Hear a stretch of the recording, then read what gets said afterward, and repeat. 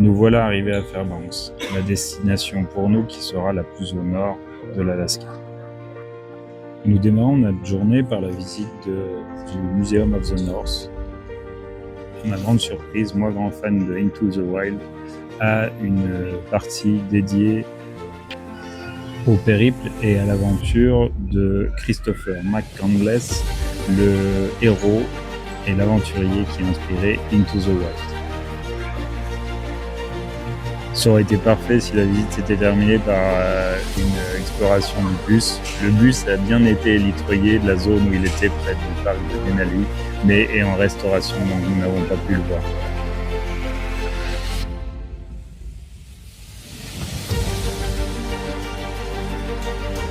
Nous avions réservé pour l'après-midi une balade en canoë tous les quatre de 5 heures au bord de la rivière Shena. Nous voilà partis.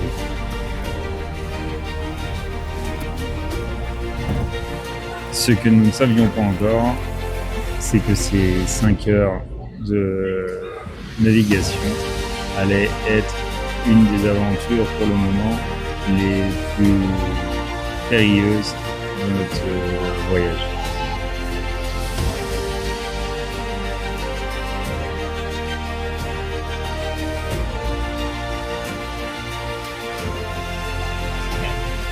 Tout s'annonçait parfait.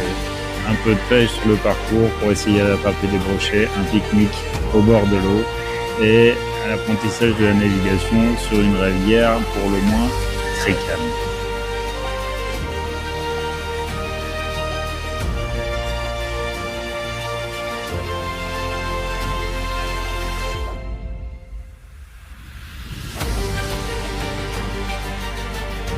Sauf que, après la petite sieste de loup, le temps s'est assombri et la pluie s'est mise à tomber. Jusque-là, rien d'inquiétant. 30 minutes plus tard, le temps s'est vraiment aggravé. Et à ce moment-là, notre objectif était de trouver un endroit pour s'abriter. C'est trop beau!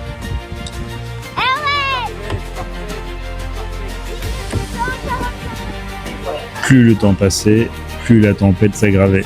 À nous de trouver un endroit pour nous arrêter, nous poser. Et au cours du parcours, nous avons trouvé enfin un pont pour nous abriter. Sauf que, en voulant se mettre à l'abri, le bateau a chaviré. On a chaviré. Alors on rigole, on n'a pas rigolé il y a 10 minutes. Mais maintenant, on était sous la barque. Et on a perdu tout récupéré, sauf une chaussure de pomme. On a le super victime, on a loup, on a pomme.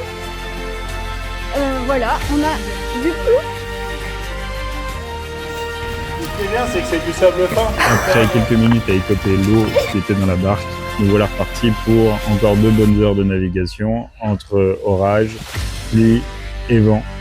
Une aventure rocambolesque qui s'est plutôt bien terminée avec juste quelques petits dégâts matériels. Un drone capoute qui a pris l'eau, une perche qui est au fond de la rivière et une chaussure de côme qu'il va falloir acheter. Nous avons fini cette aventure avec le sourire, sous la pluie, avec les bras un petit peu fatigués, mais ça restera dans nos mémoires pendant un petit moment.